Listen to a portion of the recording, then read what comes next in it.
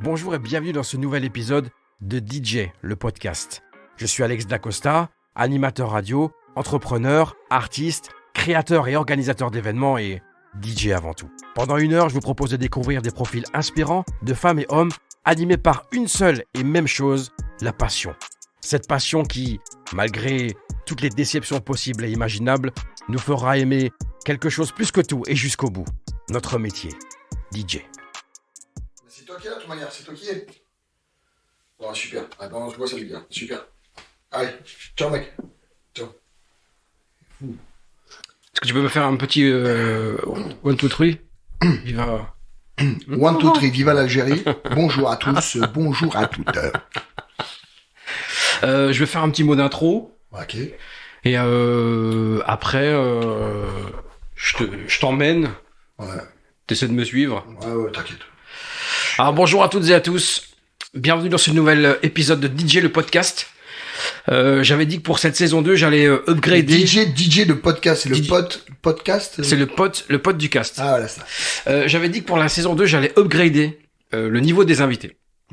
Et aujourd'hui, on accueille une personnalité politique. Parce que oui, messieurs, dames, nous avons aujourd'hui une personnalité politique. Alors, bien sûr, vous l'avez vu dans l'intitulé de ce podcast, vous savez qui je reçois, mais je tenais parce que on est le combien aujourd'hui? On est le 9 août et je suis au Cap d'Agde et je suis avec le maire du Cap d'Agde. Du connaturiste, plus précisément. Je suis avec monsieur DJ Fou. Bonjour Seb, bonjour. Merci vraiment d'avoir accepté mon invitation, je suis très heureux. Avec plaisir, mais tu sais bien que là, je pouvais pas refuser. En plus, c'est déjà une super initiative, et puis en plus, ben voilà, t'es mon pote, quoi. Meilleur, je le cache nulle part. Pour moi, t'es le meilleur DJ animateur de France. Merci beaucoup. Non mais vraiment, je m'en cache pas. J'ai une vraie, j'aime beaucoup qui tu es, tout ce que tu représentes et comment tu le fais. Donc, je suis vraiment très content. En plus, on a été une soirée amnésia machin. Je vois que tout le monde est comme des fous. Enfin là, et souvent, on n'a pas toujours besoin d'avoir des milliards de followers il faut juste faire les choses bien avec cœur et passion et le public suivra. Seb, parlons un tout petit peu du début parce que tu es maintenant un ancien, on peut dire, quelqu'un d'expérimenté avec beaucoup d'heures de vol. Et comment ça se passe le début? Comment est-ce que tu te dis, ça, je vais devenir DJ. C'est ça, DJ. J'ai ma mère qui après la mort de mon père est mort très jeune, j'avais 11 ans. Elle a fait sa crise d'adolescence après avoir eu 3 enfants. D'accord. Et le décès de mon père. Et à partir de là, elle a fait un peu n'importe quoi. Et moi, j'étais à l'école et tous les soirs, je voyais ma mère partir. Je ne savais pas où. Et un jour, je l'ai suivie. Ok. Et j'avais 13 ans. Et au dernier moment, je lui ai fait, maman, tu vas où? Et là, elle est un petit peu parce qu'elle marchait. C'était pas très loin de là où on habitait. Et donc, elle me dit, mais qu'est-ce que tu fais ici? Nanani, nana. Et elle m'a pris avec moi. Ma mère était un peu folle quand même aussi. T'as pris avec elle? Ouais. Okay. Et donc, elle m'a amené dans un club. Ok. Où elle allait tous les soirs danser, parce qu'elle aimait danser. Et donc, je suis rentré dans une discothèque pour la première fois de ma vie à 13 ans. Ok. Et j'ai vu la lumière, j'ai vu le son, j'ai vu le DJ, j'ai fait waouh. Putain, ça c'est bien ça c'est quelque chose qui me plaît. Ok. Et après je m'étais déjà intéressé par la musique, je suis fils de musicien, mon père est batteur. Il m'a mis à la musique à 5 ans, j'étais champion de France d'accordéon à 11 ans. Ah ouais. Ouais. Et mon frère est guitariste. Et donc on s'était monté un petit groupe, j'étais quand même très intéressé par la musique et quand j'ai découvert le milieu de la discothèque, de suite je me suis intéressé à la musique, à écouter des radios, les nouveautés, les ceci, tous ces trucs là. OK. Et donc j'ai commencé à faire des montages sur mon magnétophone où j'enlevais les voix des animateurs pour garder que les instrus. J'ai commencé à faire des loops, tu vois, avec des petits bouts pour que ça soit que ça fasse bien quoi. OK. Et après j'ai commencé à m'intéresser au mode DJ, je suis ressorti en discothèque par-ci par-là, j'ai commencé à faire des booms. Ouais. Et un jour on a déménagé, là on était dans le sud à côté de Carcassonne. Et je suis dans une fête de village avec un pote à moi, enfin 2 potes à moi. Et on allait dans des fêtes de village et des groupes qui chantent et tout ça. Et à un moment, le groupe s'arrête. On se dit, mais pourquoi il s'arrête? Et le mec nous dit, c'est parce qu'il y a une discothèque dans le village et on laisse un petit peu le mec de la discothèque faire un peu de pognon, tu vois, parce que c'est, voilà, c'est comme ça, c'est un accord comme ça. Mais je fais, nous, on rentrera jamais. Déjà, j'avais 16 ans. Et on rentrera jamais dans la boîte. Et en fait, on rentre dans la boîte. On était là, waouh, on était comme des fous. Ouais. Et à 5 heures du matin, le DJ était aussi boulanger. Pour te dire où c'était la boîte. C'était un petit village où le DJ était boulanger et à 5 heures du matin, allait fouiller un coup de main au boulanger pour aller défourner je sais pas ce qu'il branlait, mais en tout cas, il était boulanger. Et ça veut dire que là, à ce moment-là, le patron se met derrière les platines, à moitié déglingué, et il y pompe rien. Et ça commence à faire des blancs, ça commence à faire des... Et je vois qu'il est dans la merde, moi je suis à côté de lui, je fais non, le bouton là, appuyez sur ce bouton là. Non, monte, c'est... Puis avant, il me fait, tu connais? Alors, comme j'avais déjà acheté une petite table de mixage, j'avais checké déjà comme... Et donc je rentre dans la cabine avec lui, et je commence à mettre un disque, 2 disques, 3 disques, et au bout du 3e disque, le patron se casse. Normal. Il revient 5 minutes après avec une bouteille de whisky, il me dit, tu finis la soirée? Bah ouais, mais tous mes potes, c'est bien. Oui. Et j'ai fini la soirée jusqu'à 7-8 heures du matin. Et on s'est bien régalé, et je suis devenu DJ comme ça. Et un jour, je suis parti, j'avais de la famille foraine, en fait. D'accord. Et donc je suis parti, je faisais le commis avec eux pour ramasser les tickets, les montées, les machins, l'été, quoi, tu vois. C'était l'été. Donc juillet, août. Et au mois de septembre, je suis revenu. Et au mois de septembre, il fallait que je trouve un travail parce que j'étais viré de l'école parce que j'ai fait des conneries.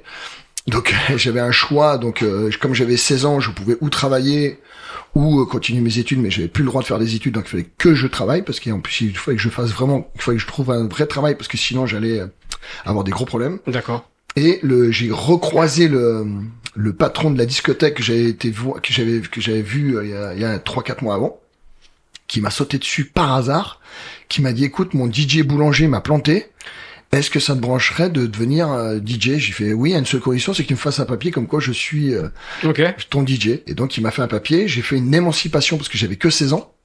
J'ai pu me faire émanciper avec une dérogation de nuitée par rapport avec ma mère et tout ça. Et donc, quand je suis passé devant le juge et que je lui ai dit j'ai trouvé un travail, il m'a dit c'est quoi? J'ai fait c'est disque jockey. Hein. C'est quoi? C'est un truc pour les chevaux et tout ça? Non, c'est de mettre des disques dans la nuit et tout ça. Ouais. Je vais te raconter une histoire qui est folle, c'est que ce mec-là, c'était un vieux juge, et c'est lui qui m'avait dit quand j'ai eu ce problème, j'ai eu un prof. En fait, je me suis battu avec un prof, voilà. Juste avant mes 16 ans, ma dernière année en fait, et je me suis battu avec un prof. Et on s'est fait très mal. Enfin, je lui ai fait très mal. Et donc j'ai pris des heures, des mois de sursis plus quelque chose. Mais au bout du compte, il fallait que je trouve un travail, que je rentre dans la vie active. D'accord. Sinon, je mangeais des trucs. Et comme j'étais émancipé, je pouvais avoir les droits d'un gars de 18 ans. Donc j'étais vraiment motivé à trouver du travail. Et donc je trouve un travail, c'est DJ, disque jockey. Et donc je me rappelle la phrase de mon avocat qui dit on va pas en faire un docteur. Il avait un travail, maintenant vous signez le quoi comme quoi, maintenant vous pouvez le laisser partir et tout ça. Et le mec m'a laissé partir. Et il m'a dit je veux plus jamais te revoir. Et ce mec-là, en fait, il a été cool parce que il a vu que j'étais motivé, que tu vois, je trouve vraiment que dans l'éducation, si tu tombes avec les mauvaises personnes, tu peux être mal éduqué. C'est ce qui m'est arrivé. Moi, je suis tombé avec des connards et j'ai fait de la merde et voilà. Et en plus, j'étais en espèce de CPPN, un truc tout grave. Donc, je voulais rien foutre. Je voulais travailler. Et j'ai eu la chance de trouver mon bonheur dans mon malheur parce que j'ai trouvé vraiment le métier que j'aime. Et je me suis toujours dit, je serai le meilleur. Donc j'avais fait mes armes, j'ai appris à parler au micro avec une foraine, je te parlais que j'ai vu qui parlait sur les manèges et tout ça, et je trouvais ça super bien parce qu'elle avait un espèce de phrasé qui me plaisait, et moi j'ai tout imprimé parce que comme je passais la journée avec elle, ça rentrait dans ma tête. Bien sûr. Et le jour où je suis devenu DJ, les premiers réflexes que j'ai fait, c'est aucune hésitation, venez sur la piste, tu vois, que des trucs de allez, c'est parti. Ça va plus vite, on accélère. Et j'en ai fait un jeu où j'ai fait mon animation un peu de rigolage comme ça, de fête foraine. Et ça a été ça a été détourné. Et je m'en suis amusé. J'ai grossi mon animation comme ça. J'ai construit mon animation à partir d'une fête foraine, que tu vois. D'accord. Donc et à partir de là, ben j'ai fait DJ, j'ai fait 1, 2, 3, 4 boîtes. J'ai fait 10 ans résident. Ok. Et après j'ai été dans une boîte à Argelès, à côté de Perpignan, où tous les gens disaient ouais le why c'est si, hier soir c'était le why, DJ Fou. Et là tu as quel âge maintenant, à ce moment-là? Là à ce moment-là j'ai 25 ans. Ok. Donc j'ai fait de 16 ans à 25 ans. 16 ans. Et culture musicale, tout, c'était à lycée? Oui, parce que en fait j'ai commencé, moi j'avais 16 ans, donc moi le premier morceau que j'ai mis c'est Mars Popote de Valium, tu vois. Okay. Mais j'ai mis aussi Début de soirée, Gypsy King, et puis le U2 et Claude François et toute la variété française. Mais j'avais aussi House, j'avais Cinchana, c'était à l'époque de la acide. Et donc j'étais un DJ j'étais jeune, j'écoutais de la musique, mais je savais qu'il fallait que je fasse danser les gens. Donc j'ai vite compris qu'il fallait faire la pachak, quoi, tu vois. Donc tu as fait 10 ans dans ce club-là? Non, pas du tout. Ah non, j'ai fait 1 an. Ah ok. Ah non, j'ai fait 1 an. Et après je suis parti, j'ai cherché un autre club et j'ai fait une dizaine de clubs comme ça. Ok, d'accord, très bien. Et donc là on est à Argelès. Voilà, donc j'ai fait 10 ans de résidence comme ça. Je suis revenu à. Donc là tu as envie, tu fais que ça. Ah oui, je sais que c'est que ça. Voilà, j'étais DJ résident. Okay. Voilà, j'ai été exempté par l'armée parce que je me suis fait exempter parce que j'avais pas envie de faire l'armée. Okay. Donc c'était bien un truc qui était rigolo, c'est que mon patron était super content que je sois réformé P4. Donc P4, tu vas réformer P4, c'est être un peu ouais, fou. Voilà. Fou. Et donc après en 90, donc là quand j'ai commencé, c'était en 88. Et en 90 Est-ce que tu t'appelles déjà Non, DJ? Non, je m'appelais Rambo Musique. Rien dans les muscles, mais tout dans la tête pour vous faire danser. C'est pas beau, ça? Merci. Voilà. Heureusement que j'ai posé cette question. Ah, c'était bon. Je savais que ça allait te plaire. Rambo Musique. Bah, c'est chaud. C'était l'époque de Rambo 1, Rambo 3. Et moi, je me suis dit rien dans les muscles, mais tout dans la tête pour vous faire danser. C'était mon petit gimmick. C'est que j'avais fait des cartes de visite et tout. Je cherchais mon boulot comme ça. Okay. Et donc, un jour, je suis en vacances. J'étais DJ dans une boîte au-dessus de Carcassonne. Une vraie petite boîte, une bergerie, c'est carrément. D'accord. Et mon patron me laisse 15 jours de vacances pendant juillet, je crois, ou début juillet. Et fin juin. Et donc je pars avec mon pote à Port-Barcarès, et pour pas payer l'entrée dans les discothèques, j'avais le truc en disant ting dong. En plus j'ai une tête quand même, je passe pas partout, hein, franchement. Ouais. J'ai des anecdotes assez folles à ce sujet-là. Encore maintenant. Ouais. Et donc je rentre dans la boîte, je dis bonjour, voilà, je suis DJ, je cherche du boulot. Ouais, attendez-moi, je vous appelle le directeur. Donc il me faisait rentrer dans la boîte, le directeur arrivait, bonjour, oui, je cherche du boulot. Alors des fois il me disait non, on a ce qu'il faut, puis des fois il me dit ouais, laissez-moi une carte, vous voulez boire un coup. Donc entrée gratuite, on buvait un coup, en mode crevard. Et donc ce qui se passe au Marina à Port-Barcarès. Le Marina, c'est quand même le plus gros club du sud de la France, quoi, tu vois. Et donc je rentre là-dedans et le mec fait ah oui, on cherche un animateur et tout ça, ça nous intéresse. Et là il me chope, il me dit ouais, on cherche un animateur piscine. Je fais ah non mais pas du tout, moi je suis DJ, donc merci, au revoir, pas du tout. Mais on passe quand même la soirée dans le club. D'accord. On gratte et puis voilà, on a passé la soirée gratos. Ouais. Et c'est bien, et c'est comme ça. 15 jours après, 3 semaines, j'ai mon téléphone qui sonne avec le téléphone fixe. Ma sœur vient me chercher, me dit ouais, Seb, il y a le Marina qui est au téléphone. Le Marina? Oui, bonjour, ouais, voilà, notre DJ a planté, on sait que vous êtes DJ, est-ce que vous pouvez venir ce soir pour venir faire l'animation? Putain, je suis le DJ du Marina, je vais remplacer Jima. T'imagines l'occasion de malade. Tu sais ce que j'ai fait? J'ai volé la voiture du voisin. Pour moi j'habitais à Carcassonne, il y avait 200 bandes, quoi. Okay. J'ai pas le permis, rien du tout, faut pas le faire, attention. Ouais. Mais je l'ai fait quand même. Donc j'ai volé la voiture. C'est la détermination qui aurait pu faire n'importe quoi, hein, parce que j'ai volé la voiture de mon voisin pour aller là-bas, j'ai laissé la voiture à l'E4. Donc monsieur le voisin, en cas au bout de 35 ans, votre voiture est à l'E4. C'était moi. C'était moi. Et donc je suis arrivé là-bas. Écoute bien. Moi je travaillais dans une boîte normale, quoi, tu vois. Là, c'était le Marina, tu vois, c'est 4000 personnes, quoi. Je rentre dans la cabine, 4 platines. Oh, truc de fou, tu vois. Des platines, tu vois, des Technics. Moi, j'ai même pas les Technics, t'imagines. Tu étais prêt pour Carl Cox, non, mais c'est surtout, j'étais pas prêt. Ouais. Moi, j'étais là, je regarde les disques, c'était un club leader, donc il y avait toutes les nouveautés. Je disais, mais qu'est-ce que c'est ces morceaux? Je connaissais rien du tout. Ouais, ok. Incroyable. Et donc, il me dit, démerde-toi. Ouais. En plus, il y a un défilé de mode ce soir. Oh merde, putain. Donc voilà, donc pas de répétition, et j'y vais à l'arrache, mais vraiment à l'arrache. Début de soirée, je commence à mettre des disques, putain, je comprenais pas les disques. C'était des rap, du rap, tu sais, c'est à l'époque de Madonna, Vogue, tout ça, Okay. que moi je jouais ça, mais je voyais pas Madonna, je cherchais partout, mais pourquoi je comprends pas, quoi. Ouais. Et donc j'écoutais, tout en écoutant, je mixais vite, et la boîte se remplit. Non, c'était pas non plus la grosse saison, mais c'était quand même, il y avait du monde, quoi. Ouais. Et donc la boîte se remplit, mais personne qui danse. Comment je vais faire, quoi. Et à un moment, je fouille, je sais pas ce que je fais, je tombe sur un vieux carton en bas, limite au plein de poussière, et là je vois Madonna, Ice MC, des repères que je connais. Oula, viens ici toi. Ouais. Et donc je me mets ça, et puis je fais comme je faisais avant, tu vois. Ok. Et là je mets la piste en feu, et puis voilà, puis ça prend, quoi. Donc tout va bien. Donc là déjà ça me soulage. À un moment donné, on me dit il y a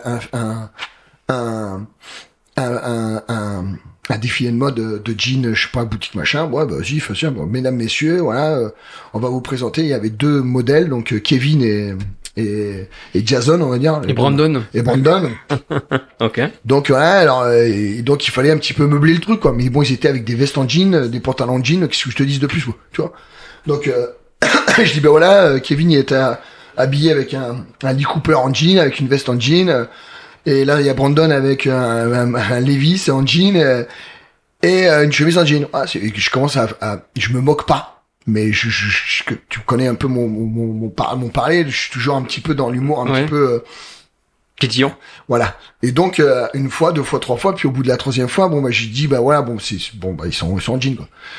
Et à un moment, donc ça les agace un peu quand même. Ouais. Le mec de la boutique, il me dit, ouais, tu devrais dire qu'il y a des flancs, des machins. Je fais, non, mais moi, je suis DJ, je suis pas, tu vois. Donc là, il y avait des trucs avec des trucs en daim, tu vois, c'était à l'époque des trucs avec les chemises de cow-boy, là, tu vois, c'était pourri. Walker, Texas Ranger, quoi. Ouais, exactement. Et donc, à un moment, il me dit, voilà, maintenant, on va faire rentrer des chevaux. Comment? Des chevaux? La boîte était pleine. Donc là, ils voulaient faire le final avec 2 chevaux. Il me dit, par contre, tu mets pas de musique, parce que sinon, ça va agacer les chevaux, puis c'est surtout qu'il y a beaucoup de sons. J'ai peur. Je dis, ok. J'ai peur. Écoute bien. Je coupe la musique et je dis, attention, mesdames, messieurs, on va faire le final. Kevin et Brandon vont arriver sur 2 chevals. Ok. Tu vois? Et donc, ça fait rire tout le monde. Et je comprends pas. Et je me dis, qu'est-ce que j'ai dit de bête? Et donc, tout le monde me regarde, se retourne et ils sont morts de rire. Et j'ai dit, qu'est-ce qui vous fait rire? Tu vois, et je comprends pas. Je suis tellement un peu stressé. Et j'ai fait, donc je la recommence, voilà. Kevin et Brandon vont venir faire le final sur 2 chevals, sur des chevals ou un truc comme ça. Et donc, faut pas faire de bruit. Et tout le monde se met mort de rire. Je comprends pas. Et je vois mon directeur qui arrive, comme ça, qui fait Seb, c'est des chevaux. Ah merde! Tu vois, et moi je me déballonne pas et j'ai fait attention. Ouais, je vois, vous vous moquez tous là comme ça. Alors des cheveux, c'est quand ils sont plusieurs. Là ils sont que 2. Donc pour moi et pour mettre tout le monde d'accord, ce sera pas des chevals, ce sera pas des chevaux, ce sera des chevalots. Voilà. Et là, le directeur avec le patron il fait, toi je t'engage. J'ai été engagé au Marina à Port-Barcarès parce que j'ai fait une faute de français. Extraordinaire. Surtout parce que tu t'es pas débiné, tu t'es. Voilà. Et attends, le pire, c'est que les 2 chevaux sont arrivés. Les 2 chevaux sont arrivés, j'ai coupé la musique. Et au moment où j'ai dit, voilà, Kevin et Brandon. Sauf que la musique était éteinte, mais mon micro était ouvert. Et quand j'ai parlé, bah c'était fort. Et quand j'ai fait, voilà, les 2 chevaux, ils ont fait, et là c'est parti en couille. Les chevaux, ils sont partis dans la boîte, l'autre, il pouvait pas gérer les chevaux. C'était un carnage. Donc il y a pas eu de blessés, mais tout le monde s'en souvient. Voilà. Voilà, c'était mon anecdote de comment j'étais embauché dans le plus gros club de France. Et voilà. Et attends, écoute bien. Ouais. Ça, c'était en juillet, début juillet. Et mi-juillet, début août, je dormais chez l'habitant. Hein. Et là, le matin vers 14h au réveil, je me balade dans Port-Barcarès en sachant que le patron du Marina, c'est aussi le maire c'est vraiment le maire du village de Port-Barcarès, Monsieur Ferrand. Ouais. Et là, il a tous les gyrodis, tous les machins comme ça, et je vois tous les soirs DJ Fou, tous les soirs ouvert Marina avec son DJ Fou. Et donc j'arrive au bureau, j'ai fait, c'est quoi ça C'est quoi ce DJ Fou? Bah c'est toi, connard. Le DJ Fou. C'était ma prochaine question. Et c'est ça. Quand et comment est né DJ Fou? Ah bah, c'est Monsieur Ferrand il est fier de le dire. Hein. C'est Monsieur Ferrand qui a inventé le nom de DJ Fou. Ok. Voilà, que j'ai gardé parce que c'est les gens ça s'est vite. Bien sûr. Ça s'est vite collé à moi et j'étais ça me plaisait bien et ça s'est devenu comme ça. Donc depuis 1990, j'ai laissé tomber mon Rambo Musique par DJ Fou. Merci Monsieur Ferrand. Merci, c'était très bon. Vous avez été bon.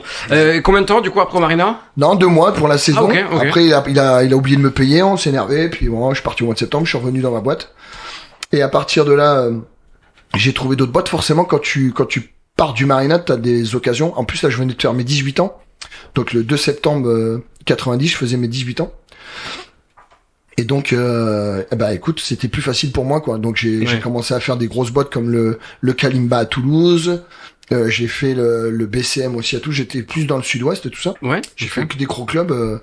Et après, j'ai commencé à être plus spécialisé dans la machine à hardcore. Ok. Ouais. C'était ma petite touch pour foutre le bordel dans les boîtes. Et donc, et après ça, j'ai fait ça jusqu'en 97. En 97, j'ai rencontré Jean-Marc Bayard qui m'a dit tiens, t'as pas quelque chose à boire? Coupure pub. Coupure pub. Des mini-bars. Non, c'est pas grave. De l'eau, ça va ou? Ouais, c'est bien de l'eau, c'est parfait. Non. Merci.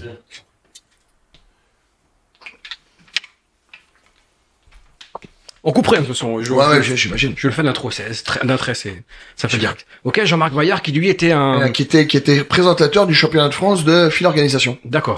Et donc je vais au Ciel à Paris.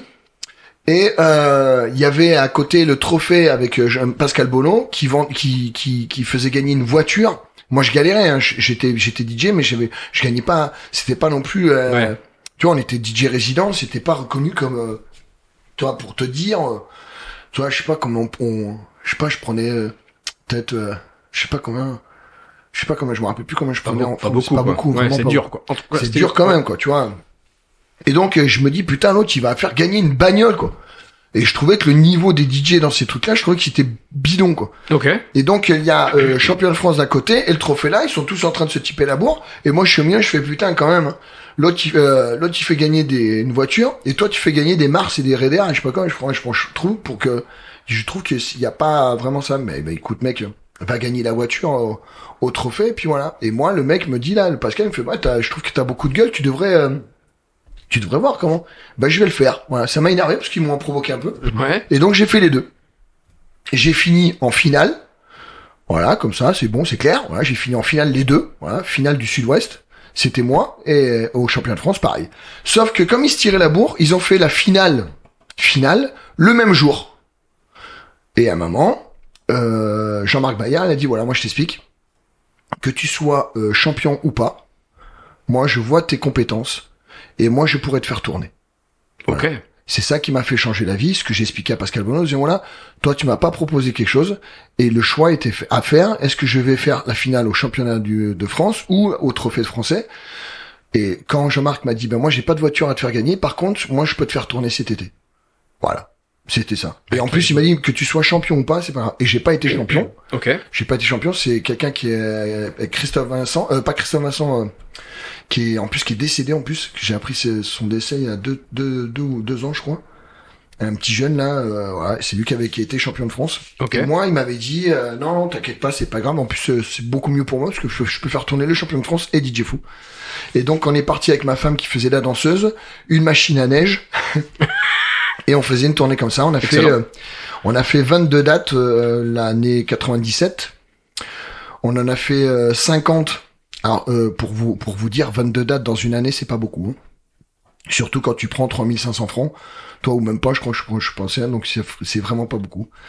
Et donc l'année d'après, j'ai fait 50 de dates en 98. En 98, j'ai commencé à avoir l'idée de Je mets le why.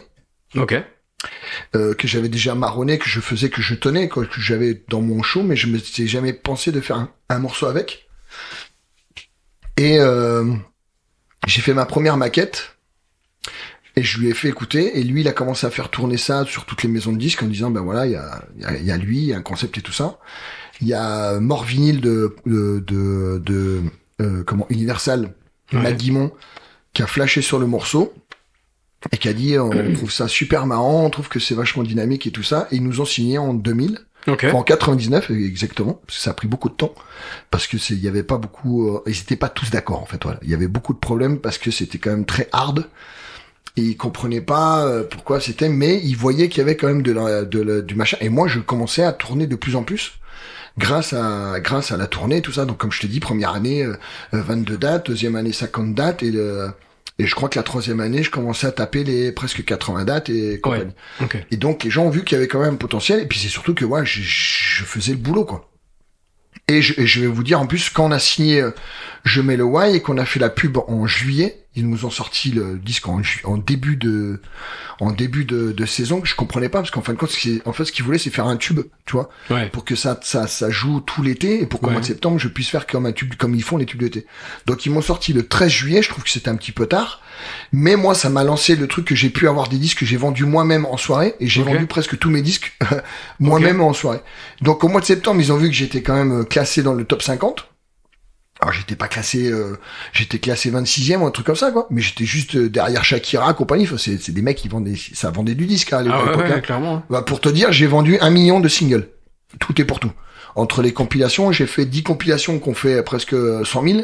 Et moi, j'ai fait, je crois que j'ai fait, je me rappelle plus combien c'était de singles purs, quoi. Mais environ, c'était 1 million. Okay. Donc, et j'ai fait ça. Et au mois de septembre, ils ont vu qu'il y avait quand même du débit, tout ça. Et là, ils m'ont fait une pub. Ils m'ont signé un album. Et à partir de l'album, j'ai eu un gros problème, c'est qu'ils ont changé de directeur. Donc t'as enregistré un album? Ah oui, il s'appelle Nyctalopie, j'ai 24 24 morceaux dessus, 23, 24. Donc j'ai fait tout un album, avec dedans, donne-moi le tempo, arrête de te la jouer, des trucs qui sont passés inaperçus, parce qu'ils ont changé de directeur, et le directeur, il a pas aimé ma gueule. Donc il m'a mis dans un tiroir, et puis il m'a dit merci, au revoir, quoi. D'accord. Voilà, ça s'est fait. L'album est sorti? L'album est sorti, ouais, je m'avais vendu 10 000. Ok.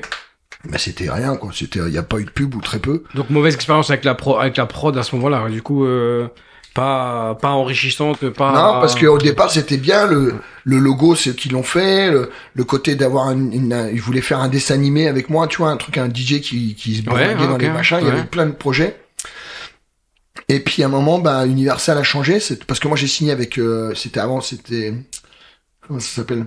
Je me rappelle plus comment ça s'appelle, Polydor. Ok. Et après, ça a été racheté par Universal, et à partir de là, là, ça a changé de tout, et lui, il nous a regardé, il a dit, ouais, c'est bon, DJ fou, dégage. Ouais. En gros, c'est ça. Et moi, en fait, il me proposait des trucs qui me plaisaient pas trop, tu vois, des trucs beaucoup trop commercial, comme ils m'ont proposé le truc, la place du Big Deal de Aspect, quoi. Ils me disent, voilà, on a un projet de DJ, sur une émission de télé sur TF1, est-ce que ça te branche? Non, mais les gars. Pourquoi? Parce que je me sentais pas. Je me sentais pas être un DJ. Tu vois, en plus, je jouais de la musique assez violente. C'était d'accord. Moi, je commençais mon show à 150 BPM, mec. Ah oui. Okay. Donc pour ceux qui connaissent pas, ça va très vite, quoi. Tu vois, c'est vraiment, j'arrivais en camisole de force, gros. Ok. Donc c'était pendant 1 heure, c'était la guerre, la bagarre. C'est comme ça, c'est la bagarre, quoi. Ouais. Et c'est comme ça que j'ai été repéré par tout le monde, et j'ai fait plus de 100 dates, et je fais depuis 2000, je fais 200 dates par an. C'est ce que j'allais dire. Après, donc du coup, toujours des soirées. Voilà, c'est ce qui m'a fait vivre. C'est mon métier, moi, c'est de tourner. Mon métier, je suis un showman. Je suis même plus un DJ. Je suis vraiment. J'en ai fait un show. Après, ça s'est calmé en 2005. Là, j'ai rencontré Somariba. Ok. Somariba m'a proposé de faire C'est bien parce que tu fais tout. Oui, j'ai en tête. Je t'avais dit, hein. Je t'avais dit, tu me dis, je te pose une question, je te fais tout le machin, tu me dis comment ça s'est débuté, je te raconte. Non, parce que, en fait, toutes les questions au moment où je veux te les poser, tu y arrives. Donc, extrêmement bien taillé. Alors, ce n'est pas prévu, hein. C'est pas prévu. On n'a rien programmé, non, très bien. J'ai rencontré Somariba en 2000. J'avais rencontré avant parce qu'il avait été lui faisait la promotion de On n'est pas fatigué. On se croisait sur des scènes et machin. Et je me fais remixer Je mets le Why par DJ Fred et Arnolti, qui n'est pas sorti parce qu'en fin de compte le remix n'a pas plu à la maison disque et on s'est fait remixer par 666 en fait au final. Mais je fais connaissance des DJ Fred et Arnolti, que moi j'étais super fan. Et donc on fait du studio, ensemble, on devient super copains, machin, c'est cela. Et après DJ Fred rencontre Somariba lui propose de faire un album. Et un jour DJ Fred me dit, tiens, je suis à Toulouse. Moi, j'habite à Montauban, en 2006. Et je fais, putain, c'est cool, t'es à Toulouse, tu m'appelles, putain, on pourrait se voir. Il me fait, non, mais je suis en train de bosser, pour l'album de Somariba. Je dis, Somariba, il est pas chanteur. Claude. Si tu nous entends.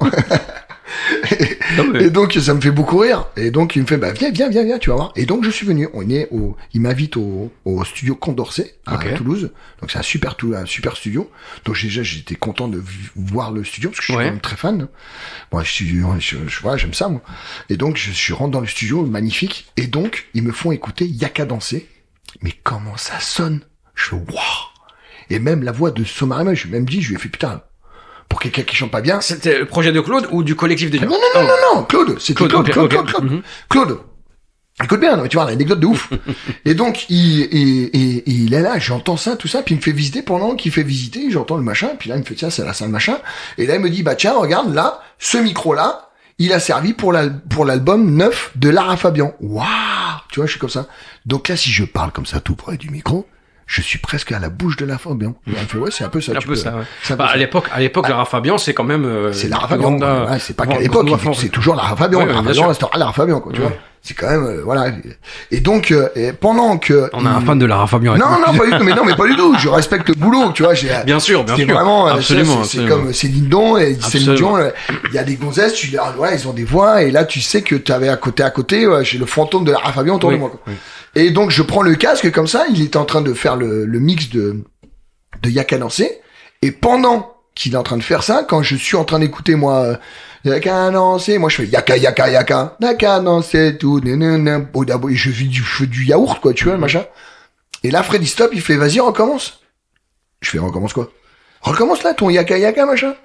Mais de quoi tu parles? Moi, j'ai fait ça pour rigoler, quoi. J'étais en mode, anecdote de ouf. Le micro est ouvert, et j'ai fait Yaka. D'où ce que j'ai fait? Recommence pour moi. Et donc, il me refait, paf, et donc, j'ai fait Yaka. Il me fait, putain, comment ça sonne? Putain, c'est de suite le morceau, ça fait boum, tu vois. Il fait, vas-y, fais une free, tu vois. Et donc, pour expliquer aux auditeurs, quand il m'a dit pour faire une piste free, c'est-à-dire qu'il lance tout le morceau, toujours, et moi, je fais ce que je veux dessus. Les chanteurs, quand on a fini une prise de voix, on ouvre toujours, on laisse tourner le morceau et ils font des ambiances, en fait. Voilà, c'est ça, voilà, c'est free. Et donc, là, sur le coup, je me lance le truc. Et moi, je suis dans le délire et je fais, et donc je pars là-dessus. On va manger, un cassoulet, je sais pas où. Le lendemain, patati patata, au bout de 2 jours, Fred et Claude me dit, écoute, Seb, on a déroché ta free et il y a des trucs super intéressants. On les a mis dedans. On les a envoyés à la maison de disques. Ils ont trouvé ça super. Est-ce que ça te branche de venir faire le duo avec moi? Et je fais, Claude, franchement, moi je joue du hardcore, tu vois, je vois pas le truc, machin. Et donc j'en parle avec, j'avais un ami avec moi avec qui je faisais de la musique, parce que nous on avait un studio aussi, on faisait des trucs, des projets comme Angels, tu vois, avec ma femme, parce que ma femme c'est Estelle des Anges, et on avait fait un projet qui s'appelait Angels. Avec Eric Der. Avec aussi Eric Der, voilà, qui était un DJ, un pote à moi aussi. On avait fait plein de projets avec Miss Katie aussi. Raphaël Becker, on a fait aussi, j'en ai fait plein, quoi. Ouais. Et donc on faisait on appelle ça la ghost production maintenant. Mais bon, j'étais producteur de plein de trucs, on avait un studio et on faisait de la musique. Et donc j'en parle avec mon pote Yo et ma femme et ils me disent, écoute Seb, qu'est-ce que t'as à perdre? Oui, bien sûr. Si ça marche et puis que ça badaboum, voilà, je lui dis, ouais, mais tu vois, j'avais peur que les gens pas ma communauté, parce qu'il n'y avait pas de communauté encore comme maintenant. Oui. Mais j'avais peur de dire, ouais, tu vois, Seb, il tape à tous les râteliers, nanani, surtout qu'en plus, je suis pas un ragaman, je suis pas un rappeur, en plus, moi, cette musique-là, c'est pas mon truc, quoi, le truc un peu ragaton, tu vois. Moi, c'était plus le côté festif. Moi, je trouvais que j'amenais un côté festif. Et puis, une chose à l'autre, il me fait, écoute, Seb, si ça peut te motiver, je te prends toutes tes dates jusqu'à la fin de l'année. Ouais, c'est motivant, quoi. Je viens. Je viens où? J'arrive. Et donc, Claude, il a quand même il s'est super bien motivé, quoi. Ouais. Et donc, et puis on a commencé à faire des dates, et puis bon, c'était rigolo, parce que bon, alors, on est carrément, alors tu sais, Claude Somariba, c'est quelqu'un qui est vachement, il est droit, tu vois, il boit pas, il fume pas, il fait rien du tout. Moi, je fais tout l'inverse. Moi, je suis le démon, quoi. T'imagines que quand j'arrivais dans un club avec lui, les mecs, ils comprenaient pas le côté pile ou face. Mais la même chose avec ma femme, c'est que ma femme, on croit que, non, ma femme est une sainte, et moi, je suis vraiment un démon. Mais moi, je suis un démon de tout. Moi, tout ce qui est interdit, j'adore. Donc, voilà. En gros, c'est ça. ça. D'accord. Donc je suis un jackass, j'ai fait tout, j'ai fait beaucoup de bordel, j'ai fait beaucoup de merde, mais j'étais bien dans mon truc, et puis voilà. Et donc forcément, quand lui il allait se coucher, moi je me réveillais. Enfin, c'était assez compliqué pour. Est-ce que quand vous faisiez des shows en club, tu mixais un peu avant? Oui, ouais, non, Okay. pas avant, après. Okay, après, ouais. Ça m'arrivait souvent. Parce que il fallait que je me défoule, quoi, parce que je faisais pas grand chose. C'était un showcase, donc c'était 30 minutes. Tu vois, moi je mixe minimum 2 heures, donc imagine bien que je suis une pile, quoi. Tu vois. Bien sûr. Donc j'allais le coucher à 3-4 heures, puis après je revenais dans le club et je faisais after. Et donc vous tournez ensemble 2005 et ouais. Et entre temps je sens la musique Soleil arriver. Et moi, je sens que mon show, il bat de l'aile un peu, tu vois. Je sens que c'est de plus en plus difficile de faire jumper les gens sur remise en question, du coup. Ouais, remise en question et tout ça. Ça tombe pile poil comme ça, quoi. Et donc, et là, j'arrête ce show-là avec la camisole de force et le truc très hard. Et je fais un autre show qui s'appelle Port Nawak Party, où j'aimais bien le côté de mélanger les styles. Tu vois, de prendre du rock avec de la pop, du hip-hop, un peu les match-up, bootleg, tout ça. Ouais, comme Corti. Voilà, c'est ça, et très, mais plus travaillé, en fait. C'était moins, c'était moins un coup de savate, quoi. Moi, je faisais du bootleg, c'était moins du BPH, moi, c'est pas du battement par hasard, moi, c'était, du battement par hasard. BPH, battement par hasard. 1, 2, 2,5. Merci beaucoup. Il prend des notes. Extraordinaire. Donc, j'ai fait ça et je me suis remis en question. J'ai commencé à monter ma soirée Port Nawak, qui a pas très bien marché, mais entre deux, j'avais aussi la tournée de Somariba qui a vécu le truc, machin. Ouais. Et donc, j'ai vivoté jusqu'à 2007, 2008, 2009, comme ça. Et au moment où je commence à l'avoir marché, parce que j'ai fait Yaka Danser, après j'ai fait Femmes Libérées, on a très bien marché avec les Femmes Libérées. Okay. Après on a fait Les Démons de Minuit, et après on a fait Vacances j'oublie tout. Donc en plus ce qui est fou, c'est que je raconte ça, mais c'est quand même Somariba, il voit des trucs super grands. C'est que pour faire Yaka Danser, on va faire un clip à Miami. Salut Seb, t'as un passeport de valide? Claude, si tu m'entends. T'as un passeport de valide? J'ai pas de producteur si jamais. T'as un passeport de valide? Ouais, on part à Miami, là, 4 jours, et on va faire un clip. Mais non. Donc, tu vois, alors quand les gens me disent que ça soit avec Claude, enfin Somariba, à l'expérience Somariba à la base, et alors je vous explique, enfin pour les, je termine l'histoire, mais au bout du 5e single, c'était Joue pas. Là, il rencontre Willy William. Ok. Parce que moi, j'ai dit, ouais, je commence à en avoir marre. Je toujours faire des babas, des hauts, à un moment, je trouve que il faut trop autre chose. Et là, sur le Joue pas, j'y suis pas. Toi, je voulais pas venir. Il me dit ce que tu veux. Je fais non. Et donc, il trouve Willy William. De là, ça a toujours, de son côté, moi, je repars un petit peu en tournée. Ça se passe, tu vois, comme je peux. Et à un moment, Nadia, la femme de Claude, sur le remix de Vacances j'oublie tout, on avait fait une version où dedans, ça fait laisse-toi aller bébé, viens avec nous et viens danser. Et juste une phrase comme ça. Et elle trouve cette phrase vachement gimmick. Elle me dit putain, ça serait vraiment un tube, vraiment un truc de l'été. Et c'est Nadia qui part sur cette idée. Okay. Me raconte l'histoire, me dit voilà, c'est parti du remix de Vacances j'oublie tout. Et donc de là, DJ Fred qui faisait toujours la prod pour Soma, met en action et fait le single Laisse-toi les bébés. Sur le Laisse-toi les bébés, ils décident de faire la danse de l'été, de faire le casting de la danse de l'été. Et de là, il me téléphone, il me dit Seb, vu que t'as fait tous les projets avec moi, je veux que toi et ta femme, vous soyez les juges des castings de l'été. Parce que voilà, c'est parce que c'est la famille et que t'as toujours été là et que voilà. Et donc on est là juste pour le pré-clip, tu vois. Ok. Il est en train de boire un coup parce que il en peut plus. Il est en train de... Et donc on va se faire ce casting avec ma femme. Ils nous captent et tout ça, machin, ceci. Et ils envoient ça à la maison disque. Et la maison disque dit putain c'est génial, c'est super, allez faire le clip. Là on est au mois de février-mars. Et là il me rappelle, il me dit Seb, voilà, je t'explique. On sent le bon filon pour ce truc. Est-ce que tu veux faire partie du collectif Métissé? Et j'ai fait, c'est quoi le collectif Métissé? Il me fait, bah, j'ai Willy William, Nadia, moi, toi et Yannick. Et on monte un collectif Métissé et on fait cette chanson de Laisse-toi les bébés. Une semaine, tout frais payé à Agadir. dans une piscine avec 50 gonzesses. Ouais, bon, bah, ouais. Ah, Oui, Julien. Tu sais me parler, toi. Décidément, Claude sait très bien parler. Il sait très bien parler aux gens. Et donc, je me retrouve là-bas, à Agadir, voilà. Sauf que, en fin de compte, on a un gros problème. C'est qu'à Agadir, les 50 gonzesses, bah, non, c'est pas possible. Ok. Parce qu'on est à Agadir et Oui. que 50 gonzesses sans maillot de bain, on peut pas trouver ça. Il y a pas d'agence de casting là-bas. Ok. Et donc, on a l'idée, parce qu'on est dans un hôtel un petit peu, tu sais, familial.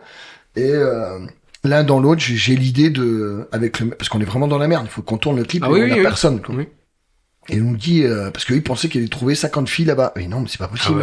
On est dans un pays musulman. C'est sûr que... Oui, 50 filles, mais elles seront pas en maillot de bain, quoi. Ouais. Donc, c'est pas possible. Et là, on voulait des filles dans une piscine pour que ça fasse été, quoi.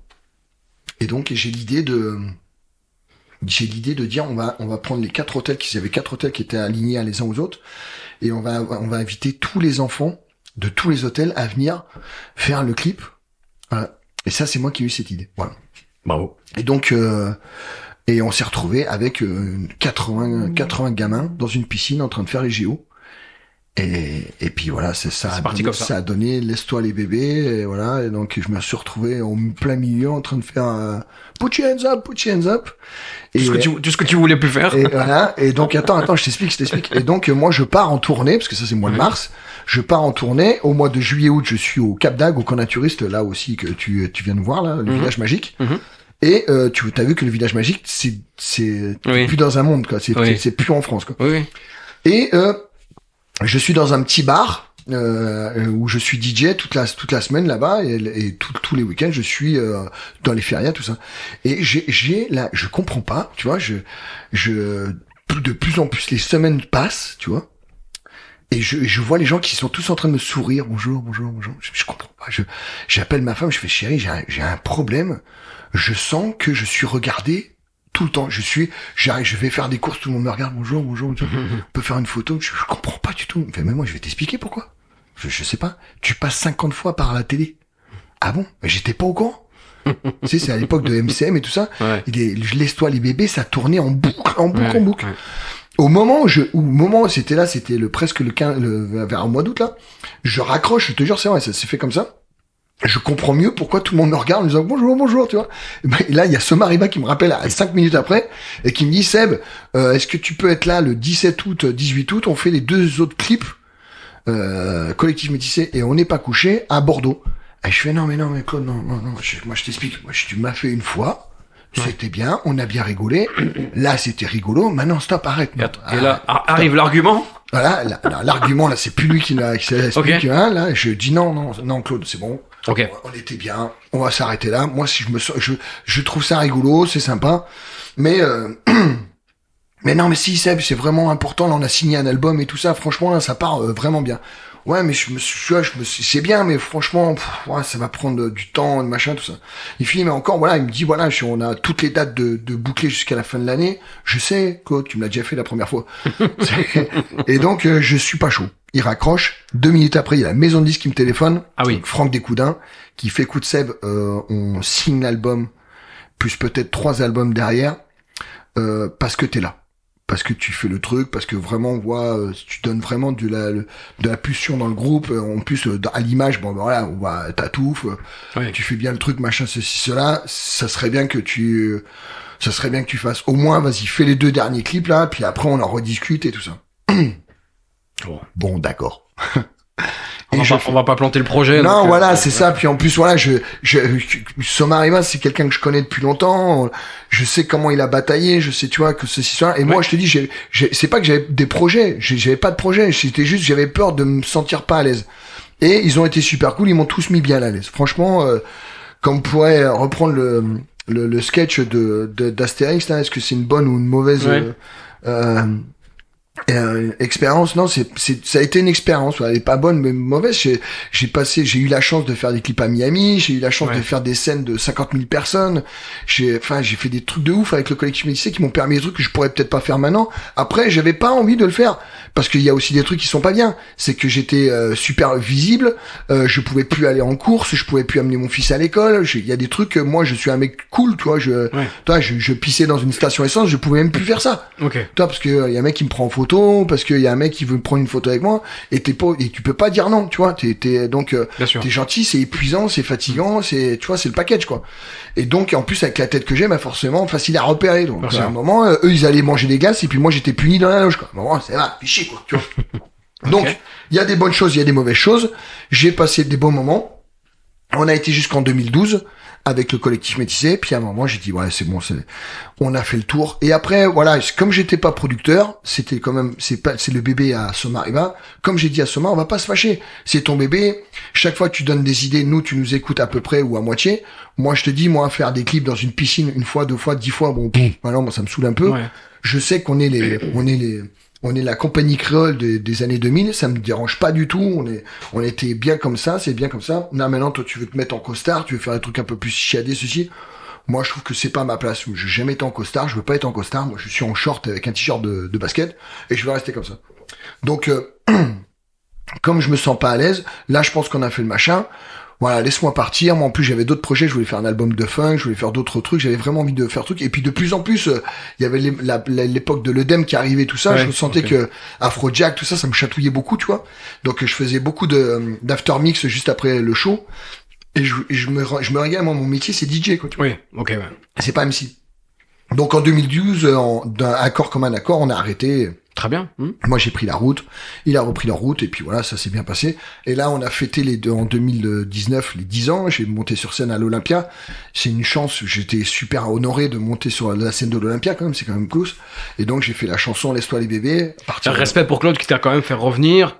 Enfin, faire le morceau. Ouais, non, il m'a dit, c'était une évidence. Il est venu m'a chopé, il m'a dit, est-ce que ça te branche? Bien sûr, Claude, y a pas de souci. Bah, t'imagines bien. En plus, tu m'invites à chanter notre première chanson à l'Olympia.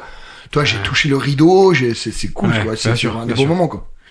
Donc après, ils font leur route, on se croise, peut-être on retravaillera ensemble, je sais pas, j'en sais rien, mais toi, pour l'instant, c'était pas, là, je suis bien comme je suis. Et, en 2012, 2013, je crois, je me rappelle plus, c'est quand que j'ai commencé à tourner avec le truc carrément tube 90-2000.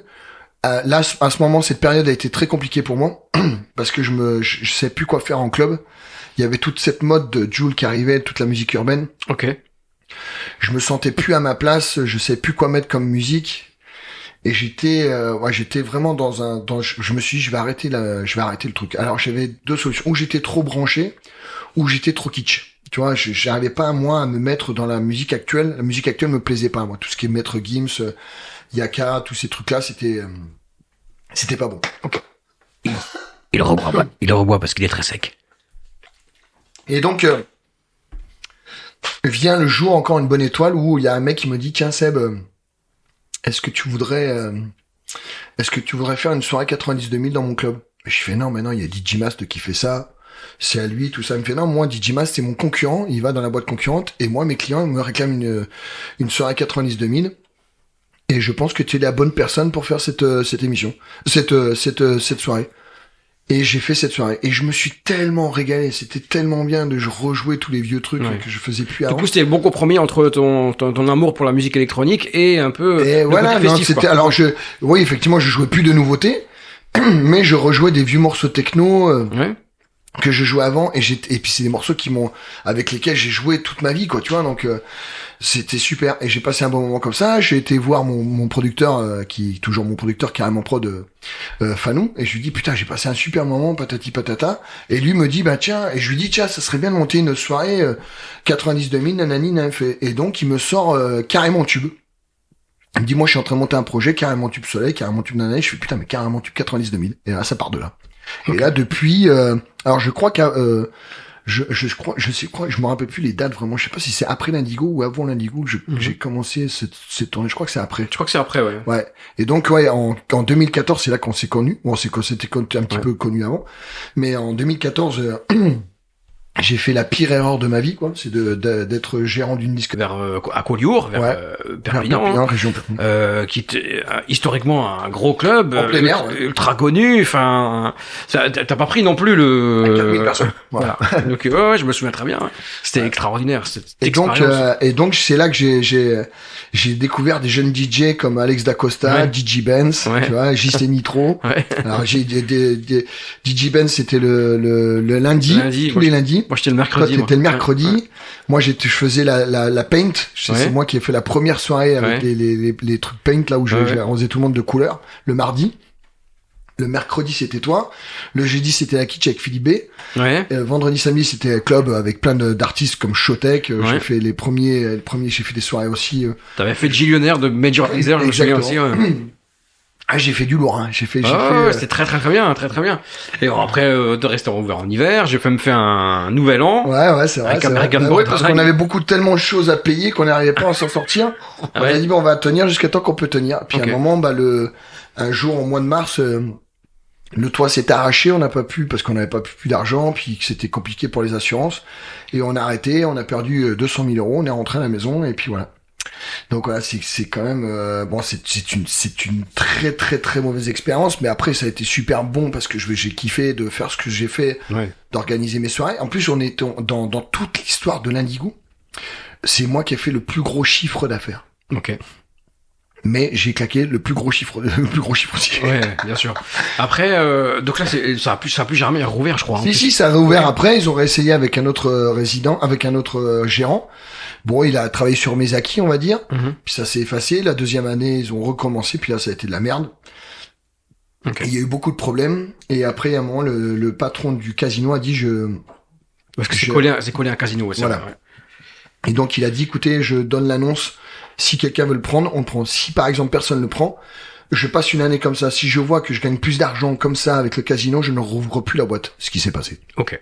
Voilà, parce qu'il y a beaucoup de problèmes et tout ça. Et lui, il gagne plus d'argent avec le casino qu'avec la boîte. Bien sûr, bien sûr. Donc il s'est dit, moi, tous les problèmes, tout ça. Donc voilà. Donc je Quel- sais pas si ça va réouvrir l'Indigo, mais voilà. En tout cas, je l'ai fait. En tout cas, ce sera plus avec toi. Là, ça sera plus avec moi. Mais je suis retourné, hein. J'y suis retourné l'année Ok, d'après, en ok. tant que résident. Et je faisais les mercredis, je crois, un truc Mhm. comme ça. J'ai fait quelques dates là-bas. C'était très, très, très compliqué, mais je me suis dit, avec l'argent que j'ai perdu, si je peux reprendre un petit billet de 1000 de temps en Ouais. temps, ça serait bien.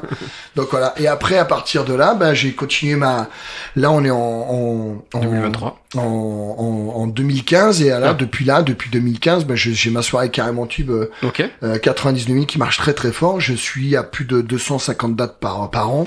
Avec du hardcore quand même à côté. Non, pas du tout. Non, Enfin, non. mais tu en fais quand même. Oui, Enfin, pas à ce non, point-là. non, Pas à ce non, point-là. en fait, c'est quand je suis arrivé à l'Indigo, que j'ai revendu l'Indigo. Juste après, il y a quand même Philippe B et Simon qui ont dit, nous, on reprend une boîte qui s'appelle le Warehouse à Nantes. Ouais. Et on sait que toi, tu as fait tous les bangers hardcore, et nous, on n'y pompe rien du tout. Nous, on est super. Parce que c'est un courant musical que tu apprécies. Ouais, moi, moi, moi, parallèle. je mets le Y, c'est hardcore. Ok, Moi, ouais, j'ai toujours, comme je t'ai dit, je me suis Ouais. spécialisé dans la machine hardcore. J'ai jamais lâché. Ok. J'ai fait les premières Thunderdome. En parallèle, j'ai toujours aimé ça. Je faisais mon boulot, mais j'ai toujours suivi l'actualité, le machin, Ok. ceci, cela. Ok. J'ai fait de la production hardcore. À petite échelle, mais j'ai jamais lâché le truc, quoi. Ok. Et j'ai plein de potes dans le hardcore, j'ai prêté mes voix pour du hardcore. Et donc là, quand ils m'ont dit, ouais, tu vois, est-ce que tu peux nous aider à monter un petit programme pour le warehouse et tout ça? Et je lui ai conseillé, voilà, Dr. Peacock, Hunger Fist et tout ça. Et pour me remercier, ils m'ont dit, tiens, on cherche aussi, des mecs pour faire les warm-up, de machin. Moi, j'ai fait, si vous faites Hunger Fist, moi, je viens gratos, hein. Moi, je kiffe Ok. avant. Ok. Et ils m'ont dit, ok, d'accord. Et il me fait, mais tu sais faire ça? Je fais, ah ouais, un petit peu quand même. Ouais. Et j'ai fait le premier warm-up warehouse pour Hunger Fist, pour leur première soirée hardcore. Et de là, forcément, j'ai monté tout le monde en l'air. Et donc Philippe et Simon ont dit, tu seras le résident des soirées hardcore. Ok, Voilà. d'accord. Ok. À partir de là, j'avais Damien Arca qui commençait à bien bosser. Et donc j'ai dit à Simon et à Philippe, j'ai fait, tiens, il y a un gars qui s'appelle Damien Arca qui fait du hardstyle. Et je pense que ça serait bien de l'inclure dans les soirées, parce que le mode hardstyle, c'est pas comme le hardcore, tu vois, il a quand même... D'accord. Et je pense que la clientèle hardstyle elle pourra aimer, ça pourrait diversifier le truc. Donc de là, je me suis plus warm-up et je me suis mis en closing. Et c'est Damien qui a pris ma place de warm-up et on est tous les deux résidents des grosses soirées hardcore du warehouse depuis 3-4 ans. Ok. Là, ça s'est un peu calmé parce que le hardcore, ils ont les DJ internationaux sont montés avec des prix énormes qui n'étaient plus rentables pour les soirées hardcore. Je suis désolé. Et donc ça s'est un peu calmé, mais là apparemment là, ils m'ont rappelé, ils m'ont dit on va refaire des dates, peut-être un petit peu, ce sera moins avec des gros DJ, mais ça sera pas mal. Donc je suis content parce que ça m'a tenu, ça m'a vraiment tenu en actualité et j'adore faire ce que je fais, c'est vachement le closing. En plus je me suis mis au up tempo, c'est un gros beat à 200 BPM, ça arrache tout quoi. Et donc à côté de ça, il y a le monde libertin, dans lequel tu officies maintenant depuis une quinzaine d'années. Le Connaturiste, ça s'est fait par hasard, aussi pareil. En 2006, il y a un mec qui m'appelle, il me fait, j'ai un bar au Cap d'Agde, est-ce que tu veux venir mixer? Je fais, ouais, si tu veux. Il fait chercher un résident tous les jeudis, j'y vais. Et donc, c'était à l'époque, il n'y avait pas les portables, il n'y avait pas les GPS. À droite, va à gauche, va à droite, va à gauche. Mais moi, je me retrouve, je fais, attends, mais là, je suis devant le Connaturiste. Ah, mais moi, je vais pas mixer tout nu, mec. Non, t'inquiète. Parce que moi, j'avais une idée, comme tous les auditeurs. Bien sûr. Ils pensent que dès que t'as passé la barrière, faut se mettre tout nu. Ouais, non. T'as des casiers, tu mets tes affaires. Non, là, on y est. Là, on est habillé, quoi. Voilà. Et on est dans une ville, hein. Il y clairement. a 70 000 personnes qui rentrent là-dedans. Et donc, t'as une ville avec des supermarchés, des appartes, des maisons, machin, ceci. Et des gros bars festifs. Et moi, je suis rentré là-dedans. Et j'ai passé une soirée magnifique. Et j'ai éclaté tout le monde. Et le mec m'a embauché. Donc j'ai fait 2006 là. Après, le Glamour m'a embauché pour 2007. Et à partir de là, Glamour qui est le plus gros club de... le plus gros club jour, je crois. Non, la nuit. La nuit, ok. Attends, je t'explique. C'est que ça, c'est la nuit. Et moi, j'ai l'idée, dans plein été, de dire, écoute, est-ce qu'on pourrait prendre le patio de ta boîte pour faire des animations la journée? Le mec fait non, on peut pas faire ça. Il y a des saunas pour ça. Je fais non, mais les saunas c'est une ambiance spéciale. T'es dans l'ombre, c'est humide. Là, je te parle de faire des bains de soleil, de boire des canons en plein soleil. Et puis pataboum quoi. Ils font ce qu'ils veulent dedans. Ouais, non, tu crois? Et je me bataille. Je fais putain, je suis sûr que ça pourrait marcher. Et c'est moi qui fais la première beach party qui a été faite le 15 août où on a fait une après-midi de folie où tout le monde on a fait qu'une. Les mecs en ont parlé toute l'année. L'année d'après, la boîte crame, ils sont tout en train de refaire. Ils me disent, tiens Seb, on te propose d'être le directeur de toute la beach. Parce qu'on pense qu'on va faire ça maintenant un petit peu plus... Au final, c'est une bonne idée. Au final, c'est une bonne idée. Ouais. Et ça a été une super bonne idée. Donc j'ai fait ça pendant jusqu'en 2009. En 2009, après un moment, j'ai dû partir parce que j'étais avec le collectif Métissé. Ouais. Donc j'ai légué ça à d'autres DJ, donc Stéphane Constant, tous mes potes, j'ai fait rentrer tout le monde, Eric DR, tout ça, pour prendre ma place. Et après, je suis revenu en 2012. Et en 2012, ça se passe pas bien parce que au niveau de négociation, les mecs ils me prennent pour un jambon, je trouve pas ça cool quoi. Et donc comme ils me prennent pour un jambon, je vais aller en face. Okay. Voilà, et au lieu d'aller au Glamour, j'étais au Babylone.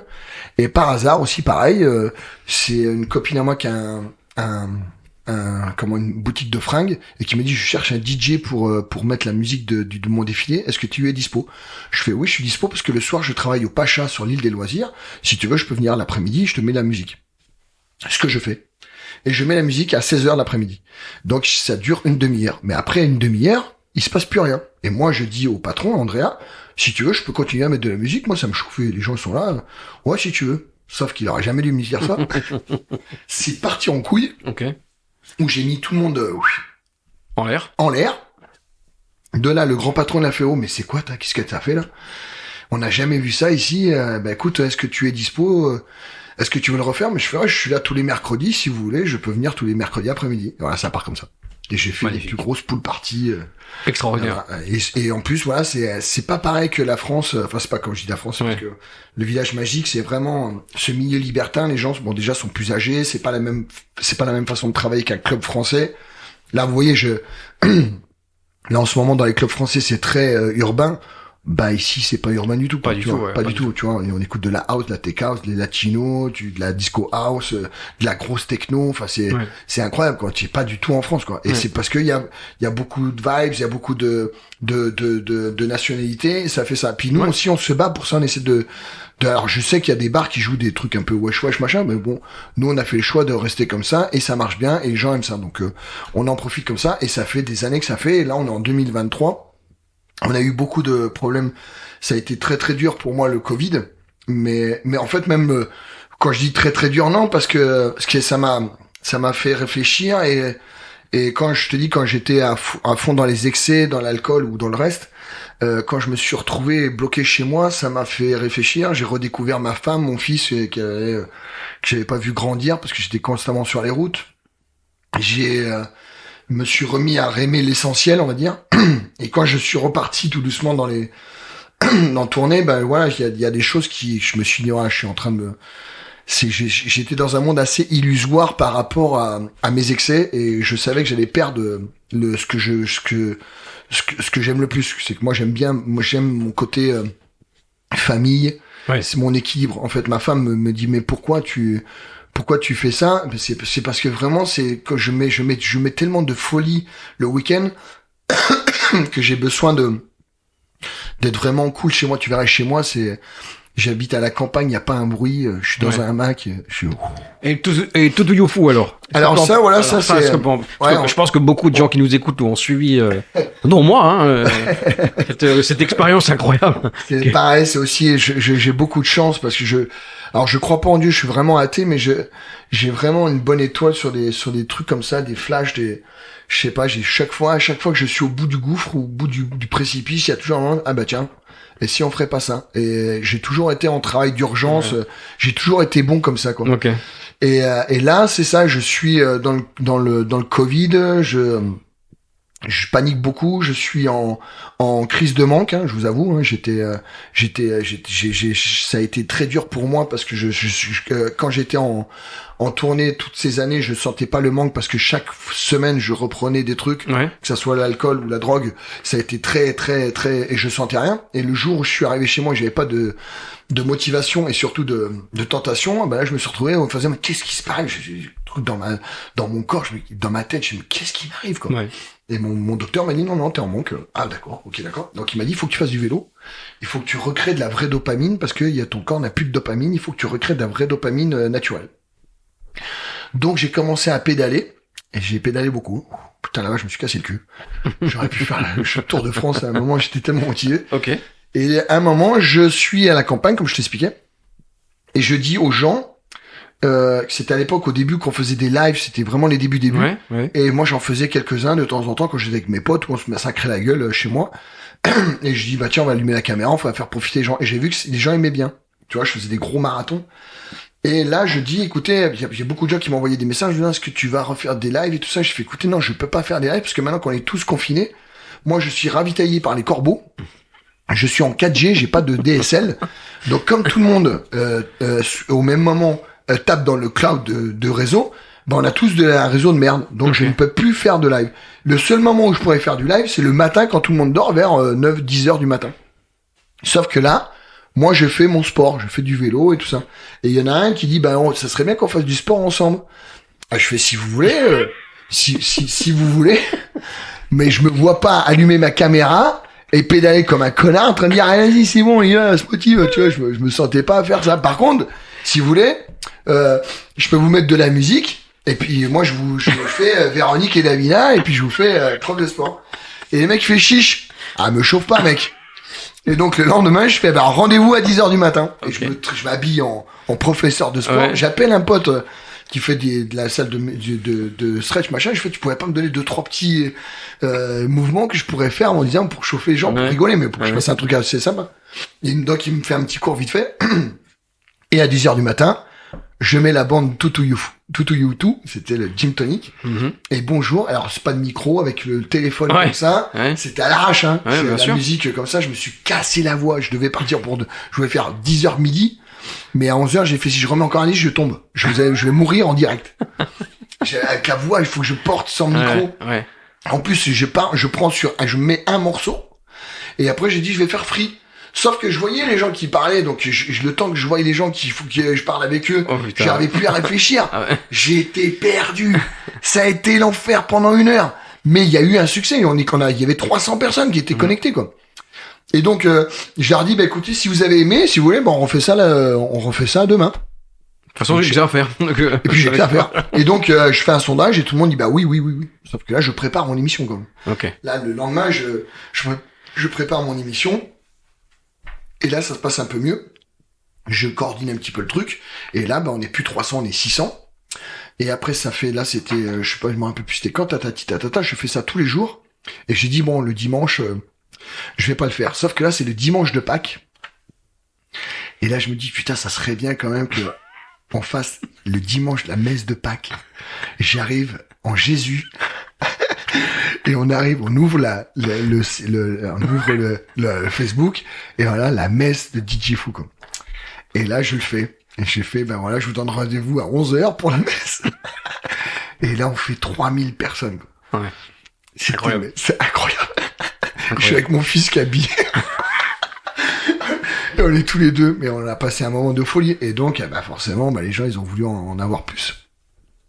Et je me suis pris au jeu, et puis voilà, puis ça a été, en tout, j'ai dû faire 250 émissions, plus des messes, et là, c'est là aussi que j'ai commencé à faire toutes les bagarres le vendredi, où je faisais la bagarre, où je jouais du hardcore, ça me faisait du bien de me défouler, parce que j'avais aussi et c'est là que j'ai appris que j'avais une communauté, j'ai appris, que j'avais des fans de la France entière, des mecs qui ont fait un groupe, une page Facebook, ils se sont tous rencontrés, ils ont fait des meetings ensemble, enfin, des trucs de fou. Ouais. Des trucs que j'ai pas eu depuis le début de ma carrière. Donc c'était vachement bien d'apprendre ça m'a touché beaucoup. Et puis ce qui m'a touché, c'est que vraiment, j'ai reçu, tu sais que j'ai employé mon frère et ma sœur pour répondre aux mails. Parce que j'avais trop de mails, je vendais des t-shirts, c'était ouf, quoi. T'as réussi à créer quand même un business, une économie. De ouf. Bon, j'ai pas gagné des sommes, mais ça m'a aidé à tenir. Ça m'a aidé aussi à découvrir... À rester visible vis-à-vis de ta communauté. Oui. Mais non, mais j'avais pas de communauté avant. Je pensais pas que j'avais une communauté. C'est ça qui a fait que ça a créé la communauté. Des gens de la France entière qui se sont mis à parler ensemble. Ah ouais, t'es d'ici, moi je suis là-bas, ils se prennent des voitures, ils viennent me voir là-bas. Enfin, c'est incroyable, quoi. Et puis c'est surtout la gentillesse de ces gens. À un moment, j'ai dit que j'aime les chocobons. Et j'ai reçu 4 kilos de chocobons, mec. T'imagines? Ouais. À un moment, j'ai dit, tiens, je voudrais bien monter un petit show avec des 45 tours. J'ai reçu 5000 45 tours. Les gens m'envoyaient des 45 tours, tu vois. J'ai dit, voilà, si vous voulez en défaire. Et dedans, il y avait des chocobons, dedans, il y avait du Kraken. Okay. Les mecs mais incroyable, c'était incroyable. J'ai reçu des photos. À un moment, j'ai demandé qu'on m'envoie des photos parce que j'ai reçu 8000 photos. Ouais. C'était incroyable. Et ça m'a touché, ça m'a beaucoup touché. Et en plus, par rapport à ma thérapie, j'ai retrouvé de la drogue naturelle, quoi. C'était ça, moi, ma dopamine, quoi. C'était vraiment c'est ce qui me manquait dans ma recherche de mon high emotional. Ouais. Et donc, j'avais tous les jours, j'avais une petite dose de dopamine naturelle.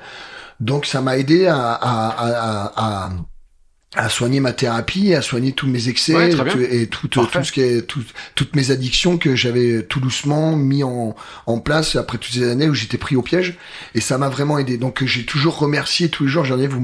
Tout le monde me disait merci Michel, vous me remerciez aussi, parce que moi aussi j'étais dans l'enfer, et ça m'a fait ça. Ouais. Donc maintenant j'ai 50 ans, je suis bien réfléchi, je suis toujours en thérapie suivi pour ne pas trop déraper. Et j'arrive à bien gérer, je suis fier de moi, je suis fier de ma carrière. Tu peux. Je suis fier et là, je vois, en plus, ce qui est bien, c'est que je suis toujours en train de tourner, je vois d'autres DJ, des jeunes DJ qui viennent me voir en me disant, ouais, c'est toi qui m'as donné envie de mixer. Ils sont très respectables par rapport à ma façon d'animer, ou comme toi, ou comme d'autres, ça me touche beaucoup. Je sais que j'ai une belle carrière, je suis très fier de ce que je suis. Je suis pas, envieux par rapport à d'autres DJ qui sont un peu plus ou cela. Non, j'ai toujours fait ce que je voulais. Comme je te dis, j'ai toujours travaillé au bout de la falaise, parce que c'était comme ça que ça me plaisait. Maintenant, je suis un petit peu plus réfléchi, mais là, tu vois, j'ai des projets encore. Bon, il y a des trucs qui me plaisent pas. Là, en ce moment, ce qui me chagrine beaucoup, c'est ce côté de ces réseaux. Je trouve que le métier de community management, c'est vraiment un vrai métier. On peut pas, alors regarde.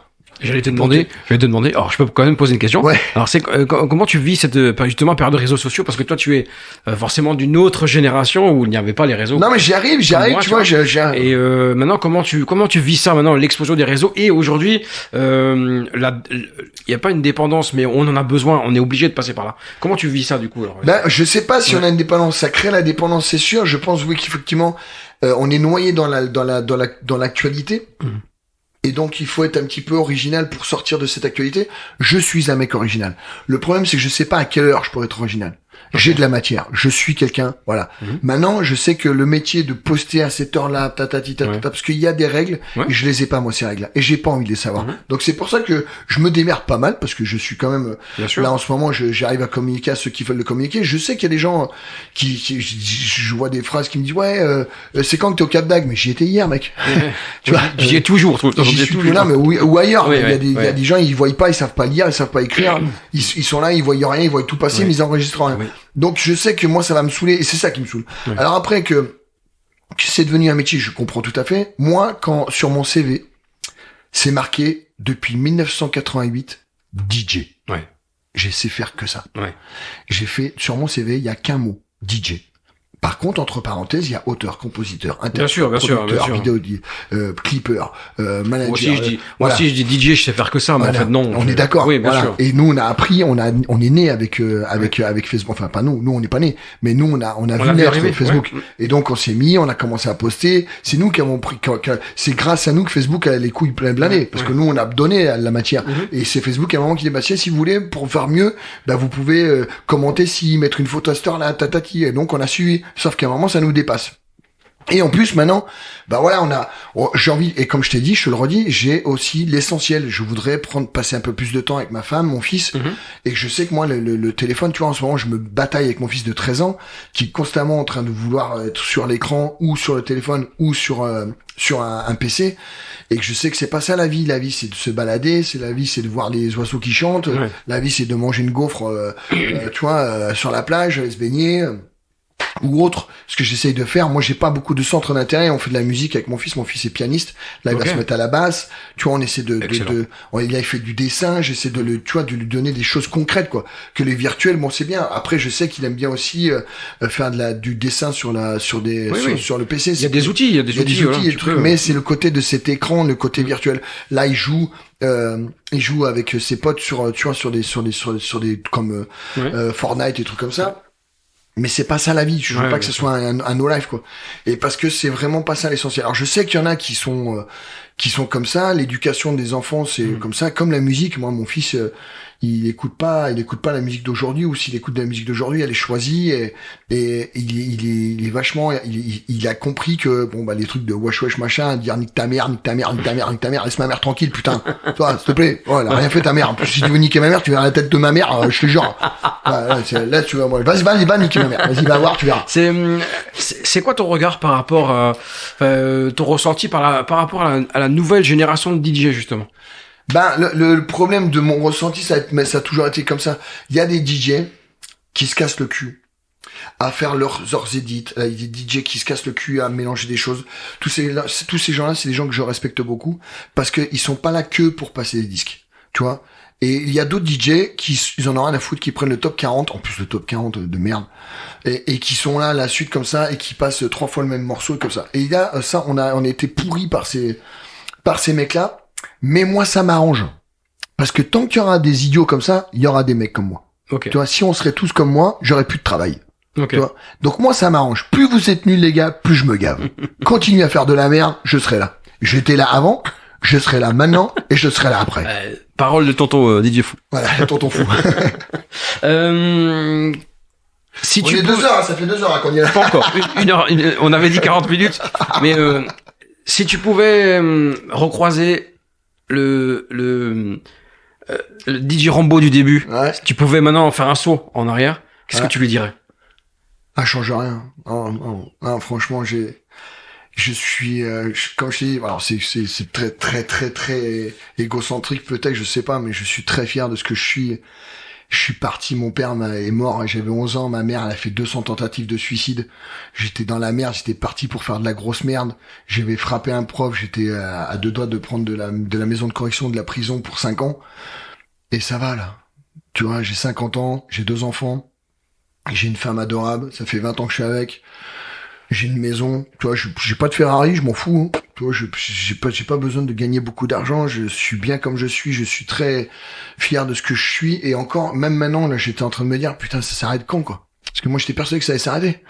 Toi, mais à chaque fois, je suis le premier surpris. Et plus tu te dis quand est-ce que ça va arrêter, plus ça continue. Mais tout le monde tout le monde, quand je leur dis, mais il y a que moi qui y crois ça. Et là, je vois, là, tu vois, je fais les fêtes de village, là, j'étais à Sorèze, là, dans un bled à côté de Revel, à côté de Castelnaudary, un bled, ils étaient 3000, en train de chanter, des vieux trucs et en train de faire la fête avec moi, et j'avais des enfants en face de moi qui étaient même pas nés quand cette musique elle est sortie.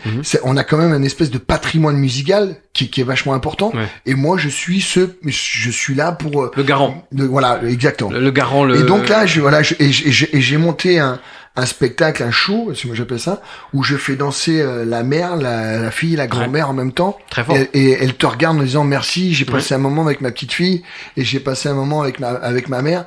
J'aurais jamais pu penser que j'allais sortir ce soir jusqu'à 2h du matin et faire la fête avec mes enfants à chanter du Céline Dion, quoi. Et juste avant taper un gros truc à 200 BPM en train de faire c'est quoi cette musique? Et là tu dis voilà, le mélange des générations, c'est ce que j'aime. Voilà, et je suis très fier de ça. Et je vais continuer pour ça, et c'est pour ça que j'aime mon métier. Et je pense que vraiment je suis un passionné, et c'est ce qui a fait que je suis encore là. J'ai pas eu beaucoup de galères, enfin j'ai eu beaucoup de galères, si j'ai eu des galères, mais j'ai jamais rien lâché parce que j'y ai toujours cru. Et ces galères ont fait que ça paye, quoi, et ça me nourrit. Et là il me tarde quand on me dit ouais, c'est quoi ta plus belle soirée, c'est la prochaine qui va arriver, quoi. J'allais te demander, mais c'est incroyable, hein. C'est quoi ta plus grande dinguerie qui t'est arrivée? Ma plus grande dinguerie. La plus grande dinguerie dans une soirée. Alors, bonne ou mauvaise? Antoine Clamaran me disait que lui, sa plus grande dinguerie, c'est qu'on a oublié de le chercher à l'hôtel. Ah ouais. Non, moi, ma plus grande dinguerie, la plus bonne, je peux pas te la dire parce que ça s'est passé au Cap d'Agde, quand le touriste, un plein après-midi. Ok. Où il y a 3 filles qui sont venues danser devant moi, et je leur dis non, c'est moi la star. Vous pouvez pas danser là devant moi comme ça, et ça se mérite, et elles l'ont mérité. Ok. Voilà, en gros c'est ça. Je peux pas être plus exposé. Ok, très bien, merci, voilà. Merci monsieur. Et la pire, c'est un mec à qui j'ai cassé les doigts parce qu'il arrêtait pas de me faire le signe de Joule. J'étais là. Ah ouais, c'est vrai. J'étais là. J'étais au Vegas à Sainte. Et je lui ai cassé le doigt. Ouais, j'étais là. Voilà. Et tu m'as même dit, celui-là il me fera plus chier.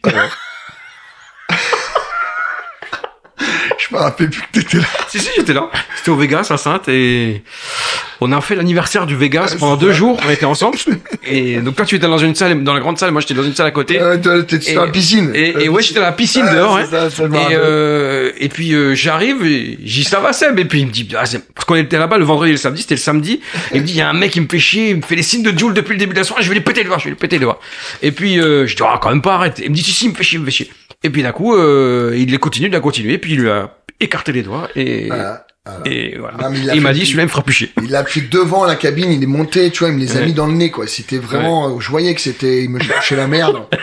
Et donc voilà, lui il le fera plus, quoi. Voilà, il te le fera plus à toi. Moi c'est sûr, en tout cas c'est ça. Voilà, ça c'est le pire. Voilà. Il fait partie de mes mauvais souvenirs. Mais après dans le travail, c'est quoi ta plus grande peur? Ma plus grande peur, c'est de perdre l'énergie, quoi. Ouais.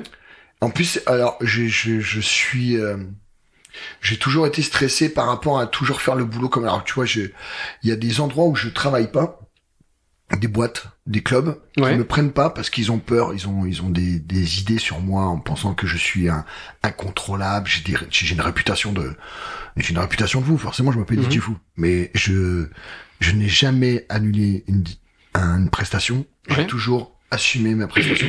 J'ai toujours j'ai un contrat, j'ai toujours fait ce que j'avais à faire. Je suis carré de chez carré. Personne peut dire nanani, DJ Fou si des nanani. En plus, tu te déplaces tout seul, un peu comme moi, comme Masque, ouais, voilà, c'est ça. moins de frais. Comme là, des gens, ils disent, ouais, t'as cassé ici, t'as cassé ça. C'est pas vrai. J'ai jamais rien cassé. Non, c'est eux qui se sont, moi, il y a même des gens, qui m'avaient dit, ouais, il a pissé sur les gens. Et j'étais ouais, je te jure, il y en a un, tu as peut-être vidé quelques extincteurs. Oui, ça oui. Voilà, mais après, avec la permission de la direction. Tu as visité quelques PMU, ça je sais. Non, mais ça, c'est l'after. Oui. Après, ce que je fais à l'after, c'est vrai. Ouais. Le boulot reste le boulot. Oui. Il y a des gens, ils m'ont fait, à l'époque où on jouait avec des vinyles, il y en a un qui a dit, à un patron de boîte de je sais pas quoi, il dit, tu sais quoi, DJ Fou, le mec, il monte sur les platines. Ouais. Il monte sur le tourne-disque, il appuie sur play et il tourne. T'imagines? C'est impossible. C'est pas possible. C'est impossible. C'est pas possible. Mais les gens ont cru. Ouais. Alors, je montais sur les platines, j'étais un des premiers à monter sur les platines, mais je montais à droite et à gauche. Oui. T'imagines bien que je vais pas casser mon objet de travail, tu vois. Bien sûr. Et des gens pensaient que je tournais, je sais pas comment ils se sont inventés des trucs comme ça. Et alors oui, effectivement, il y a des moments, j'étais dans une cabine en l'air où je balançais des seaux d'eau, tu vois, les machins, et il y en a qui se la pisse. Non, mais, toujours avec la validation de la direction, toujours, ouais. Bien sûr, on a fait des trucs de fou. Je me suis accroché à une poulie, je me suis jeté comme ça, arrivé en Jésus. Tu vois, t'imagines, tu vois, ça, c'était à Strasbourg, au Colisée. Gigi Dog, tu vois, l'autre, j'ai fait Jésus et il m'a monté avec une poulie. Et la poulie, voilà, la poulie s'est arrachée dans le drap, il pouvait plus me descendre. Non, mais c'était l'enfer. Enfin, j'ai fait des trucs de malade, je suis venu en moto, je suis venu en voiture, j'ai fait des trucs validés, moi, mais c'était DJ Fou toujours plus, quoi. Ouais. Donc j'ai fait ce que j'avais à faire, mais voilà, je sais que je suis un garçon terrible, mais alors heureusement qu'il y a des gens qui ont un peu plus de couilles d'autres, mais alors là, je sais que ça tourne et pas trop, on tourne tout ça, mais je sais qu'il y a des gens qui ne travailleront jamais avec moi pour peur de toutes ces réputations. Et j'espère qu'ils nous écouteront cet épisode pour qu'ils changent d'avis, vraiment. C'est quoi les projets maintenant? Non, les projets, non, c'est de continuer ce que j'ai à faire comme je suis là. Je voudrais bien ressortir Je mets le why. Donc je suis en train de travailler dessus, mais je suis pas encore content sur les maquettes, sur les idées. J'ai rechanté le truc. Et j'ai l'intention et le projet de faire remixer tout le Je mets le why avec plusieurs versions, dont la tienne.